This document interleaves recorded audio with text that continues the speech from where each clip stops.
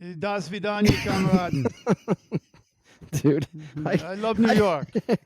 I love New York. That was the absolute last thing I was expecting to see when we got signed on. I'm like, popped up in the whoa, what is going on? All kidding aside, I'm wearing this hat because now that we're in the video world, I'm going to show hats are cool. They framed my face well, but this hat I got, It makes you look like a it's an mushroom. actual Russian soldier's hat.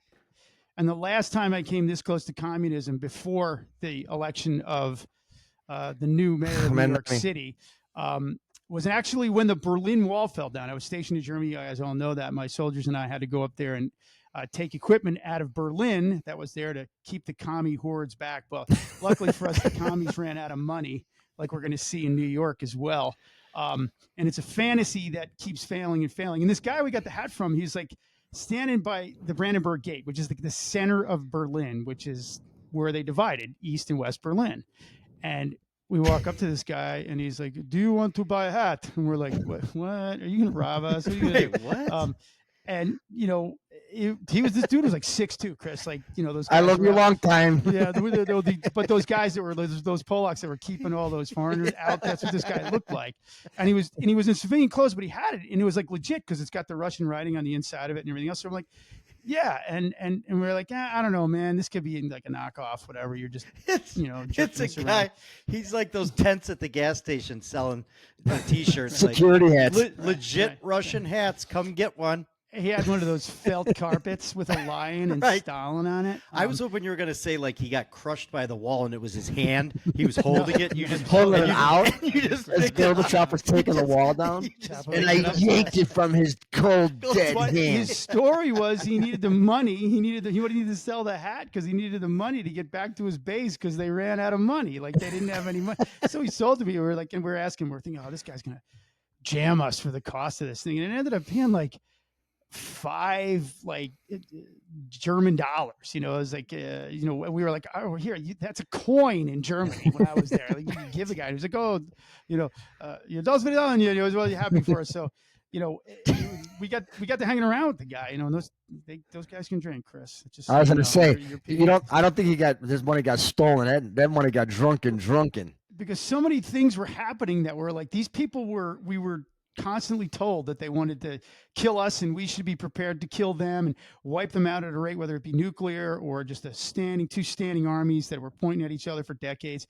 And we obviously we ended up going to a German discotheque, which was kind of cool. Because you know me, how I feel about dancing. Yeah, you looked like Rusty from European Vacation. Yeah, right. Right. With the hat and the white the guy's leather telling outfit. us he's got a public safety job waiting on him back in there. And then at the time, I didn't know what he was talking about. Like, yeah, whatever. What are you going to do? He's like, I'm going to be a fireman. And I'm like, where are you going to be? At Chernobyl. Yeah, exactly. That's what he said. He said he's going to be a fucking fireman in Chernobyl. I'm like, God, I hope that works out for you, bro. And here we are. My God. It's whatever you're doing. And I said to Sean before you came on, Chris, I'm like, how have we never seen that? You got right. What the as an American, you generally had to hide the fact that you were into communism, whether it be with the swag that you got from a guy that needed to get a bus ride back to his home because his entire infrastructure collapsed. You know what I mean? So I didn't always bring, hey, do you guys want to see this commie hat that I got? I got pictures of you in your helicopter. Like, how did I not see this? I don't know. It was different, and I'm sure people would think I was a spy. I mean, look at how Russian I look, Chris. Right. This hat on. Oh, yeah. Totally Russian. Very Russian Irish. Now I'd be working at the Chernobyl fire substation right now. Right. What is this? With like a third ear growing out of your head. Yeah, but it was sad times because, I think they're going to start issuing these to guys from NYPD. Like, they're going to have to wear them. I know you guys are getting. If there's any left, there. It's really cold. 5,000 are planning on leaving coming in January. I'm hearing from different sources, whether it be social media or people that I know that I currently work with, that have family members that are working in NYPD. They say there's going to be a mass exodus. Well, the problem, because the problem is that he's going to all trickle down to there, because I think it was 22 or 23% of the businesses already said, nope, not signing a new lease for 2026. So that's 26% or 22% there. Mm-hmm. So it's got to trickle down because, everybody's got money, is buying a place in North Carolina, South Carolina, Tennessee, Alabama, Yeah. Florida. So they're all going to, they're all going to start boogieing out and stuff like that. And then, then what are you going to do? Well, the corporations are gone, the people are gone. Then what are you going to do? Then you're going to go to like people with pensions. So instead of being able to do 20 years and out, they're going to start the whole 25, 55 and all that tier 1, tier 2. So those guys are all, everybody who can jump ship is going to jump ship. And by the way, DeSantis is offering a $5,000 bonus. Anybody who wants to come down. I saw that. He's recruiting down there. And I saw, I think it was ICE is also on social media. They're recruiting like, hey, NYPD, come work for us, like they're doing in Chicago. They're going to the precincts. They're openly recruiting here and saying, hey, get out of Chicago. Fuck this. Come work for ICE. Yep.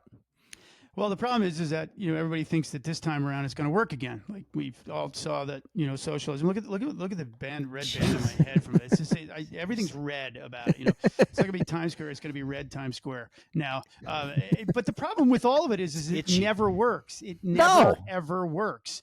And the problem is the demographic that he won amongst the most. They said he had similar numbers in gains that Trump made with people across the country. Like when you look at the demographics and the gains were made, he did the same thing. He got the same numbers, but one of the ones that was most pronounced was white women between the ages of 25 and 40 overwhelmingly voted for this guy. Yeah. And, there's theories going around out there about how, they call them downwardly mobile, not upwardly mobile. They make between $100,000 and $200,000 a year. They cannot afford to live in the place where the rent is completely out of control. They've got crushing student loan debt, and they're single.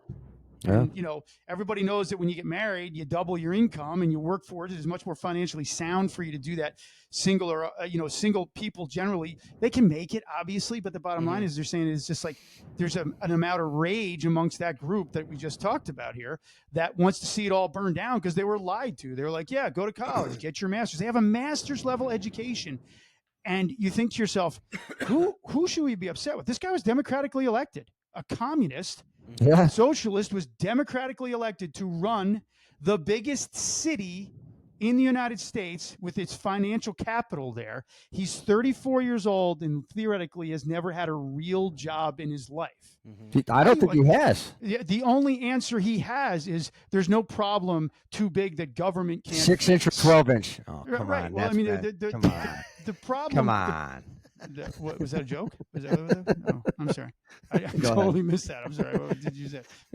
You said the only question he had is I said 6 inch or 12 inch. Oh wow, it's a sub. No, I get. I thought you were talking about. Anyway, go ahead. I'm sorry. You talking about porn? Wait, what? Did he have a porn job? Just took anyway, a turn. But it's disturbing because you think like this is where we've gotten to. Who do we get mad at about this? Right. The education system.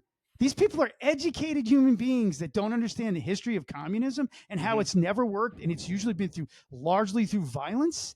And he's like, we're going to do this with cops. We're going to do this with cops. We're going to do all these things that everybody else has kind of been talking about trying, and it hasn't really solved the problem. He's talking about we're going to stop having cops respond to all of these like mental health related crises. Yeah. They're going to say they don't call them peacekeepers. What are they calling them? They're calling psychological guides or something like that now. Yeah, but they're even talking to the people that work in that industry, and they're like, or that field, and they're saying, we're not going to that. You need a cop because these things get completely violent and out of control. And but people still vote for them anyway because they're that pissed off about how expensive like product is, how expensive it is to live in New York City. But so how do they? A guy that's going to make it worse? But again, well, not only makes it worse, but then again, it's economics. How do you think a city that's financially broken now, how do you think that he is going to be able to give you free groceries, free buses, free this, free that? Nothing is free. It's going to have to come from somewhere, and it's just the economics just don't make any sense. So but I don't know when they voted if they just didn't they didn't think it through. I don't know. But he schmoozed them and said, I'm going to tax the rich. There's a video of him putting his hand aside. So I was like, hey, I'm letting everybody know I'm just going to tax the rich for that. Guess what the rich are going to do? They're going to leave. They already are. I'm telling you. Free buses, you're going to be selling your Russian hat to the next guy that comes in there. Like that's what you're going to be doing because you're not going to have anything. Free grocery stores, free buses. None of this stuff works when you run out of money. if Right. I will tell rent you, control. looking at the people, a lot of people that voted for him, and just different. I've seen many different on the street interviews of different journalists talking to some of these young people, and some of the group that you're talking to that was his largest group. And I'm sorry, people are just uninformed. Yeah. When you say, when you're asked, well, it's a two-part question. Do you think socialism is good for New York? No, probably not. Well, then why did you vote for him? Well, he's just so fun and energetic, and look at all the stuff he's doing on social media. I mean, that's what you use. I mean, hey, listen, I'm sorry, I'm not the smartest guy. I'm certainly not the history expert that Sean is by any means. Right. I know. Nobody is. No one is. No one is. Nobody I is. actually get continuing education credits on the show from Sean talking about military history.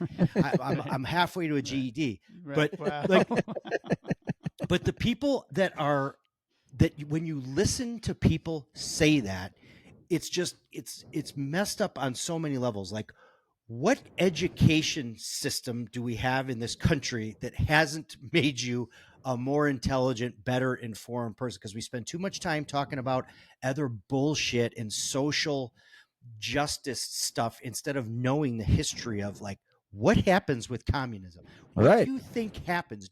Your life is not going to get better just because you think he's fun on social media and he tells great stories and he's dancing around and that they can't bench 135 pounds, watching him struggle with that bar. Pathetic. And on top of the fact that he's lied about his aunt and all the 9/11 stuff. It's all bullshit. It's all bullshit. Yeah. And I think to myself, and you keep hearing people say, well, this is what you got. This is what you voted for. But it's just a shame that people really are going to have to feel the pain of that. Oh. It's one thing. I don't live there, and so it's not really going to affect me. But those people that are there, it is going to affect them. And it is. And if they think 8 years with Koch was a problem before they voted in Giuliani, this is going to be worse. But I would say to you, Scott, and Chris, for that matter, you both do live near a city that's already going through that. Just because he doesn't come out and say he's a communist, he doesn't have. Brandon Johnson professes the same exact things. True. Crime's out of control. Police are leaving at an alarming rate. It's too expensive to live there. The reason he won is because a small majority of people, a small group of people, I should say, voted for him and got him elected. He has a 5 to 6% popularity rating. People from Chicago warned people from New York and said, don't fall for the nonsense. Yeah. Don't fall for all the promises that he cannot possibly, because it just makes no economic sense. And the rest of the state is going to suffer because of that. But this educated class, air quotes educated, making between $100,000 and $200,000 a year. If you told my grandfather this, who survived the Great Depression but owned his house shortly thereafter because of fiscal responsibility, and the guy dropped out of school in sixth grade. Right. I mean, come on. He grew up in New York City. My family is from New York City. They settled there. They were from New York State. They fought in the Civil War for New York. They did all of these things. And you think to yourself, this is what we're left with. A bunch of angry women. And no offense, but they were the majority of the people that voted for him because what they were promised didn't come through. So they were like, let's just go with communism and socialism and see if that's going to work for the biggest city in the free world. It's somebody somewhere in an evil place is definitely licking their chops and going, it's working. And to your point, like Chicago, it is already happening. And it doesn't just affect the people in the city. Right. It spreads out. Absolutely. It spreads out to the suburbs where we all live, where I live, and it's a trickle out, a ripple effect that goes out from that, and it impacts people who are hundreds of miles away because of these terrible policies, who are like, what is going on in this city that is causing my life to be overly taxed and overly, priced out of everything, real estate and groceries and gas and everything else. And spikes in crime, and total spikes in crimes, because it's all based upon economics. You can't get a job. You can't make ends meet. There's not enough cops to enforce the law. So if I didn't have a job before, all of this went down and I, lived on a life of crime, Now I'm going to continue to do it because there's nobody to stop me from doing it. Mhm. And it's going Right. to spread outwards because you're going to run out of people to rob in this city because nobody's got anything to rob them for anyway. And people like don't think about these things. They just think he's fun. Like he's David Pumpkins from Saturday Night Live. Like, who is this guy? Why No, is right. he here? And he gets your vote. Like what Right. you don't experiment with democracy. You educate yourself and you see what's going on. And we have great examples around the country of cities that are experiencing this right now. Talk to anybody that is in a state that has a major city, and everybody will say the same thing. That city is destroying this state. Yeah, but look at Chicago now. You have people like we're coming after those seats. Like you're seeing it, and the unfortunate part about it is just like you said, Sean. You have people calling from Chicago, talking to New York, going, "Don't we fell for it, and now we're going to turn it. We're going to turn the state red just because of the city. We're going to turn this red because we didn't get what we were promised. The guy's a complete idiot, and we voted on color and or party, and not for policy, procedure, and goals. And it's don't fall for it. So." In a way, you're hearing the right things, but it's just like tariffs. Like when Trump came in, he's like, "Well, tariffs and tariffs and tariffs," and everybody's going, "Oh no, it's gonna increase. It's gonna increase prices and stuff like that." Okay, I didn't know, so I looked it up, and it's an easy search. You put in the chat GPT, by the way. Mhm. My daughter showed me is awesome. But anyway, I divert. Right. You go in there, you ask it the questions, and it comes. Now you still have to confirm and go a little Vet it. farther in. But if you don't even have to talk to a human, which Sean, I implore you to try it because you don't have to talk to anybody, and you get answers. And it'll talk to you back, and it'll tell you, and there's no sugarcoating. It tells you yes, no. It is the best thing ever. I just wanted to make a cartoon for me, like ChatGPT. It will make a cartoon for you. Would you like me to make this a cartoon? And it'll say yes in color. A U.S. history battle with ChatGPT. Seriously, for $20 a month, it would be the best money you ever spent, Sean. I'm telling you. I got the app. I use it for I'll be honest with you. I use it for show notes. Is what I use it for. It's actually pretty good. It's like the commas are in the right place. This kind of shit. But I don't know. Like you look at this and you think to yourself, hey, also these cities are not going to give up the power because that's where it comes from. If you start seeing cities flipping red, they got nothing left. They're already desperate. They just had a 60-40 vote to end the government shutdown. So even there's certain Democrats that are going, this is far out of control. Yeah. If they start losing cities, literally losing major cities in America. But that's why I think you. But this that's is a why I desperate and think. dying animal. They're just like in I think that's communism. why you got the government back up and running. I think that's the exact thing, Sean. I think that's the exact what they're thinking. If I continue down this path, I'm going to lose my city because they're getting sick and tired of it. So I better start doing common sense. Come in the middle. Common sense politics. Listen. I never thought this guy from Pennsylvania was going to do a lick. I thought he was going to be a lump and not do anything. Look at that guy go. Like, let's give credit where credit's due. Apologizing for his party, telling him, Fetterman, telling him that, I'm sorry, this should have never happened. Let's do better, blah, blah, blah. That's the kind of guy that again, I never thought I'd say this, but he is he's coming out to be a conservative Democrat or a blue collar guy. Yeah, which is a blue collar guy. They've Common lost that sense. vote in New York as well. That was another demographic statistic you didn't talk about. You're losing the working class people. So you've got these people, again, downwardly mobile people, went and thought getting a master's where you can write I was literally when I was taking my master's classes and I had to drop out, to be honest with you, because the professor was entertaining the idea of like write a paper about a leader. And 5 of the people in the class wrote about pop stars, female pop stars. And I was like, I'm writing about Bill Bratton. They're writing about Taylor Swift. Who's that? Were you at Western Illinois University?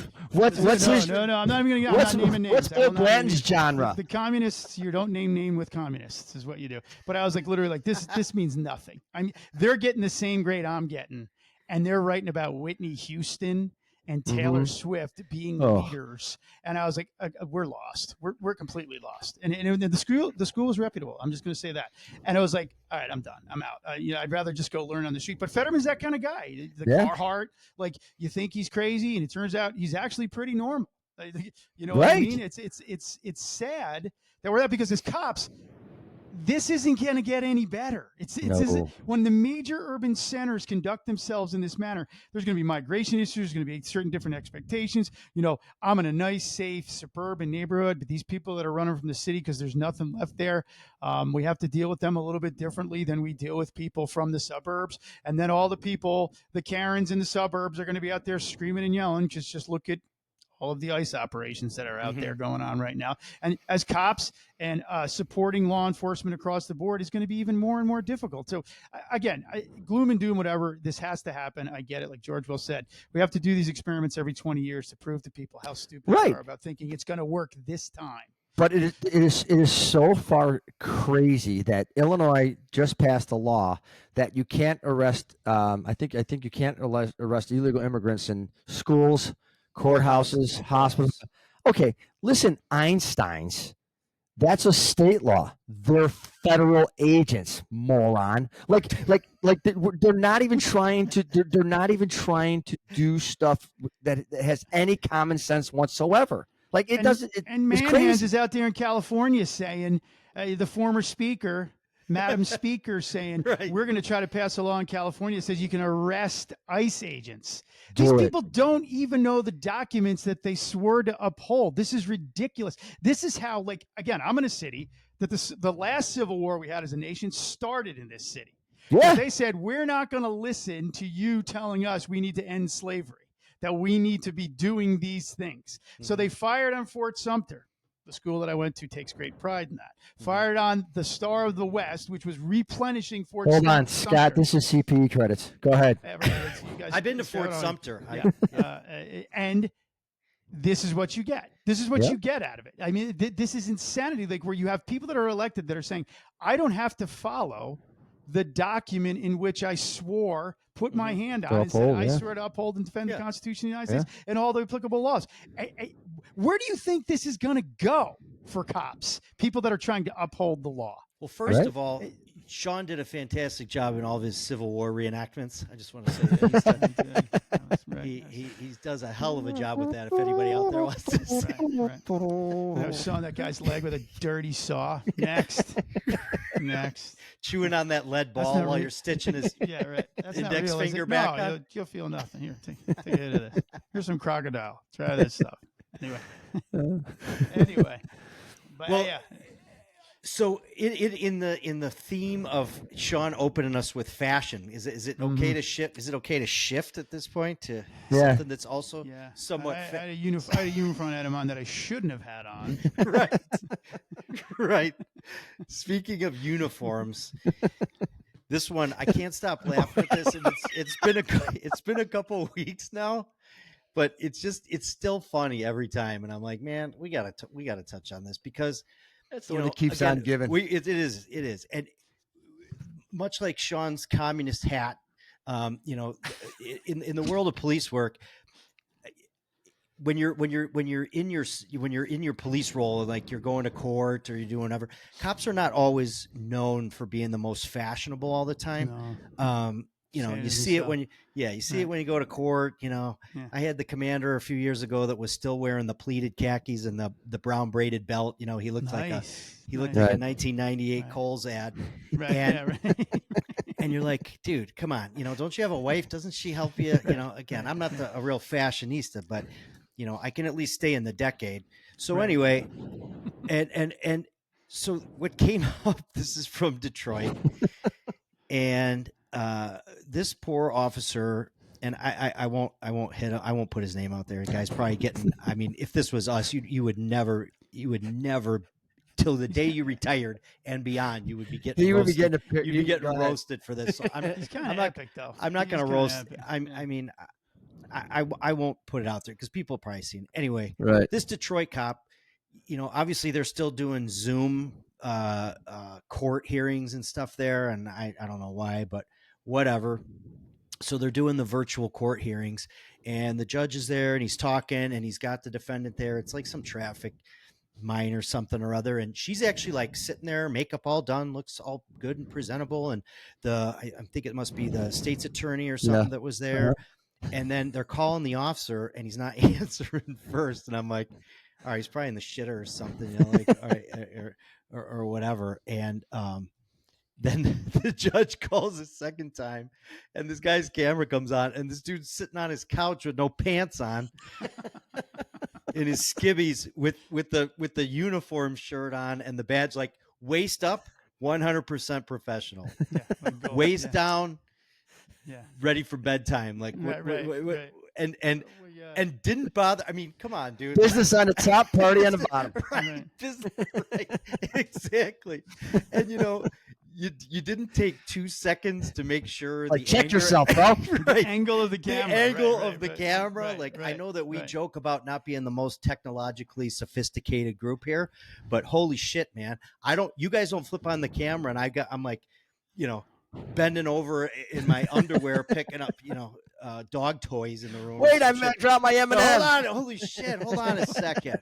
Can't find my glasses, and so this poor guy, and the judge just calls him out, and it's like, "Are you wearing pants?" And the state's attorney, she makes a comment, kind of like, you know, and she's probably looking out for the guy, right? Yeah, she kind of makes a comment the like, "Case is resting on this hey, can we give him a second, maybe? You know?" And then it like flashes, then it flashes back. Now he's, you know, clip-on tie up, and he's good now at this point. And sorry, I forgot my tie, Your Honor. What? This poor guy. And I guarantee you, like, if that was my kids or something, they'd be screenshotting that, and I'd be getting, like, they'd be putting. I'd be sending you a pair of pants for the rest of your life every day. Right? I would go to the Goodwill store and I go, start at this end. I'll give you $500, and when it's done, call me. One every day. Right. But the best part was that they just powered through from there. There was right. Okay, just quick timeout while everybody's has pants on, is fully clothed, and then we'll continue. And well, you know, it's like when you come into the courtroom, you got a ball cap on. They're like, "Hey, man, take off the ball cap." And sometimes you crack. He was like, "Hey, take your pants off." What? Take my pants off? Okay, whatever. You're right. The bailiff. I mean, you think about you're the bailiff. You think about going to court. You're in charge. And, you know, we go into court. You know, it's like, listen, it's pretty easy. You can wear your uniform. That's why you given one, right? Yeah, right. Or you put on a decent pair of pants and a shirt, or maybe a shirt and tie if you got a trial or something. Try to at least look, you know, presentable. And we always would joke about the people coming in, you know, the defendants in these cases with ketchup stains on their shirt and Crocs on, and they just look like they rolled out of bed and it smell like weed. And it's like, all right, well, the judge probably isn't going to take you too seriously when you come in looking like that, you know. And you see some of these judges busting people out on these kinds of videos and stuff because, you know, somebody's in a kimono trying to, you know, making a grilled cheese, trying to answer questions about the traffic ticket with the onion. So this poor guy, man, the interaction. People go out and look this up. It's funny. And the look of shock on this poor, and he's raising the right hand. I mean, he's all in, like he's raising the right hand. I'm testifying. Hey, just because I'm in these tighty whities doesn't mean this ain't gonna be the truth. But now they've got some poor lieutenant in IA that anybody that has to do virtual court, it's like you got to check it with her. Stand up. Stand up now. Stand up now. Right. And there's like, no, in their policy, it's like the camera has to be this far away from. That's exactly what it is. Somebody's writing policy. Right. Policy about this. You must have pants on, or we're suspending it all. Right. There's an in-service block now that shows you. But I mean, again, this goes back to what we talked about. There's no doubt that if they're allowing this guy to do virtual court, it's because of staffing. It's because they don't have enough people. You got to drive across Detroit if you can't live in Detroit because it's too expensive to live in Detroit on a cop's salary. Whatever the issue is, now you're starting to see all this. There's not enough people to do all the work. So they're like, all right, let's respond with technology. Mm-hmm. And it's like, all right, well, yeah, okay, sounds good. We'll knock it out. And there's a policy always for a reason. There's like people are like, why did we get this policy? And now you know, like somebody 10 years from now is going to look at this policy when they get picked up by this agency, and they're going to be like, well, it's pretty obvious you got to wear pants when you go to court. Like, why Right. is this in here? And then somebody will tell the story. And then, you don't want to be the guy. They used to say to us, don't be the guy that got your name on case law. Well, don't be the guy that gets your name on policy. Because it's like, there's not enough people to go around. The courts are probably like, we're waiting 3 hours for this cop to show up because you don't have enough staffing on the fucking street. Right. So now the courts are like, are we doing this or not? You know what I mean? You know what I think they should do is they should issue every officer that, the Snuggies that you wear in wintertime. That's the blanket that you put your arms through. It's got a badge on it. Get the uniform printed on the front of it, and then you can just put your arms through the Snuggie. And then when you put the hood up, it's the hat. In October, it can be pink. Right. It's reversible. Is that a pink Snuggie? It's October, Your Honor. Jesus. Oh, that's right. Yeah, the Snuggie. Right. And again, to that Detroit officer, thank you for giving us some material to bust on a little bit because it's funny. If you want to come on the show, if anybody wants to get him on the show, right? Yeah, that'd be awesome. They did make a point of saying at the end that he is a very professional. Oh, I'm sure. Well-known member of the police department. Obviously, just had a little technology snafu. But well, you know what? There's so many things. I mean, he could have been on midnights, got woken up. Who knows? Who knows? Right. But you know what? But he's out there doing it. Get a throw blanket. Put a throw blanket over your lap. Yeah. Right. Something along those lines. Hello. Oh, hello. Will you raise your right hand? Right. Your right hand, sir. Your right hand. Anyway, poor guy. I got to take it to the next level. I don't know. It's a gift. Right. It's a gift. Hey, but good show last week. I'm sorry I missed it, man. That was a really good one. Yeah, you were. You had the last two. Yeah. What, do they change your days now? Miss Kara. No. It's just, our hours adjust for the fall because the fall's a busy time of the year for horses because of parades and people wanting to see us at events and things like that. It's the greatest gig I've ever had. I thought you had I thought because of the fall, I thought you had that carriage ride hustle on the side. I did. Right. But Rusty. Yeah, right. And I actually get in pursuits with the carriage. Right. Click. Like I see something wrong happen, I'm like working an overtime detail. Right? Now, speaking of that, maybe this other officer, since I'm just full of stories to bust on people in our own profession today, that just jogged my memory on the officer in where was this? What town was this? In Louisiana, right? Slidell, Louisiana. Right. So Dillard's case. This was a retail theft. Guy was doing. It sounds like he's a cop. He was doing an off duty. I mean, like working security detail at some like Marshalls or something. Doing. It was a Dillard's. Dillard's. I love Dillard's. Dillard's is great. Dillard's is high end. They still got Dillard's in Florida, I think, right, Chris? Yeah. I think it's South Carolina. They do Dillard's days for cops. So it's like the redheaded stepbrother of Carson Peary Scott. Right. It's the hillbilly cousin of Macy's is what it is. Is that what it is? Yeah, it's the hillbilly cousin of Macy's. It's the hillbilly cousin of Macy's. Anyway. So this guy's working down there, and they get a retail theft, and how many hundreds of thousands of those happen every day? Well, he runs out of the store, and a lady who just happens to be driving through the parking lot sees him kind of running through the lot with his radio. I'm assuming he doesn't have a car. He's just there doing a security detail. But he's on the radio, and he's like screaming and yelling about this car taking off doing this retail theft. Okay, I get it. You see him running. You want to try to catch him.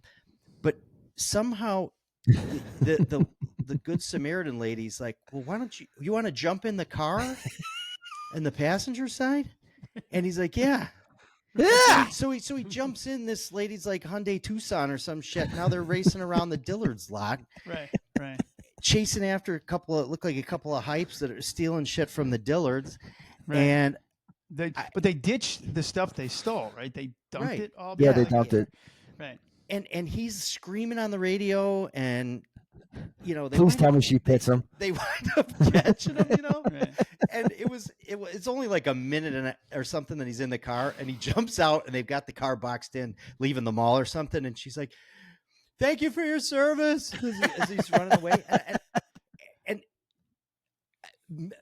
I don't get it. Like, I don't get it. They're like, "Oh, this is great," and community involvement, dude. Who would? Getting in a random civilian, you don't know who you're dealing with. What are you going to do if you do catch up to him with the lady in the Hyundai Tucson? And, right. like what it's crazy. And how does that report? So I jumped into this Hyundai Tucson. We're a good Samaritan, and we're driving around the parking lot. And I said, "Pit it," and she pitted the bad guy, and it rolled 4 times. Yeah. Like what, ma'am? I'm gonna probably have to shoot it out with them if you could just turn the window locks off and turn down the blend on satellite radio real quick, so I can really get my bearings. I mean, like what?